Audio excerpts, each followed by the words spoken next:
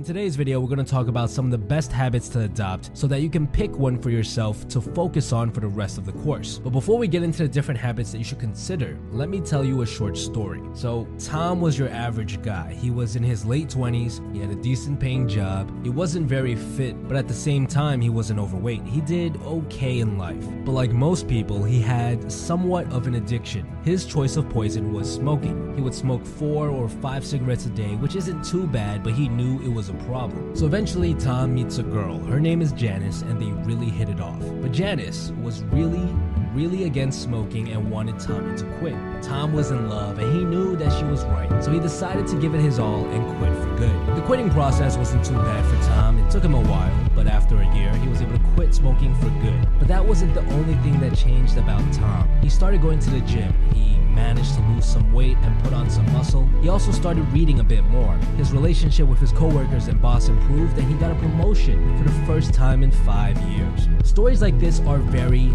common. Researchers have observed time and time again that when someone overcomes a bad habit or starts forming a new one, a whole slew of other good habits come with it. They named this sort of habit a keystone habit, a single habit that causes you to adopt multiple other good habits and change your life. The reason I'm telling you this story is because today you're going to pick a habit to focus on for the rest of this course. And the 3 habits that I'm going to show you are 3 of the most powerful keystone habits out there. These habits have the highest chance of drastically changing your life. So without further ado, here are the 3 most effective keystone habits. The first one is reading. Most of you guys probably know by now that I'm a huge fan of reading. When I first started my self-development journey, this was the first habit that I started implementing into my life. I would read just about every single day on my commute to work. Because of this, I would finish a book a week. Now, everyone knows that education is important. That's why we spend 12 to 18 years in buildings that are designed to teach us things. However, the problem lies in the fact that most of the stuff we learn in school isn't that useful in real life. When was the last time you had to use your history knowledge or your knowledge of calculus? These things are nice to know and have their uses, but aren't that practical in our day-to-day lives. Instead, we need to be learning about things like social skills, maintaining a proper diet, how to exercise, money management, things that we don't really learn correctly in school.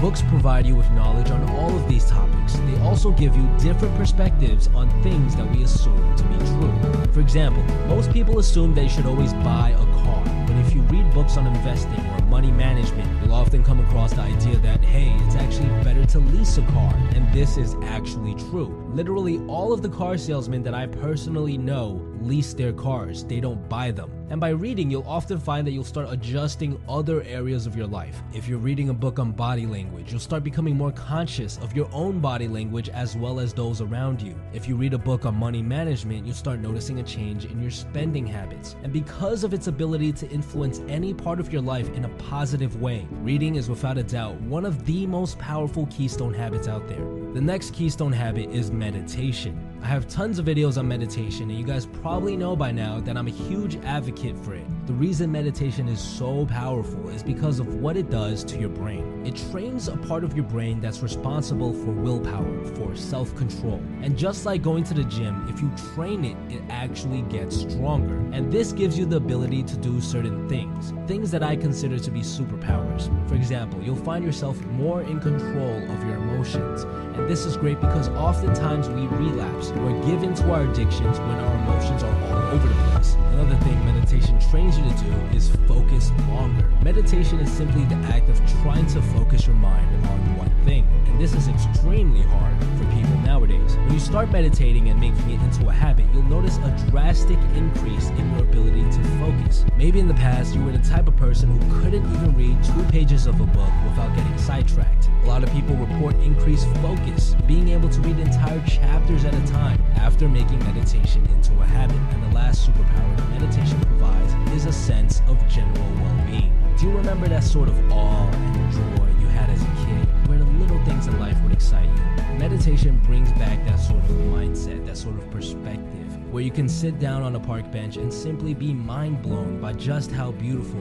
everything around you is. Meditation is an extremely powerful keystone habit because it in itself is a very very hard habit to stick to. But if you can make it into a habit that you do automatically every day, that means your levels of willpower have skyrocketed dramatically, and adopting other habits will become a piece of cake. The third and final keystone habit that we're going to speak about today is fitness. And this includes everything ranging from running to lifting heavy weights to doing calisthenics. Fitness is an extremely powerful keystone habit because of its intimate relationship with diet. Researchers have found that most people who start sticking to a fitness regimen will often find themselves adjusting their diet as well, even if they're told not to. It makes sense because if you're working your ass off at the gym, you're less likely to consume junk food right after because it quote-unquote undoes all of your hard work. And because these two habits basically come in a package together, it requires a lot of willpower to maintain. So if you can successfully make them into full-fledged habits, you'll be able to take on smaller habits with ease. For those of you that are curious as to how willpower works, we're going to cover all of that later on in the course. But for now, just understand that it does work like a muscle. The more you test it, the stronger it becomes. On top of that, the habit of fitness and diet has a huge influence on how you feel every single day. Many people report feeling tired or foggy, and oftentimes the problem stems from our diet or our lack of exercise. Once these people start adopting these two good habits, they often report feeling much better. And if you start feeling better on a day-to-day basis, it makes it much easier to start adopting other good habits. This ability to improve your body's day-to-day function makes fitness and diet an extremely powerful keystone habit.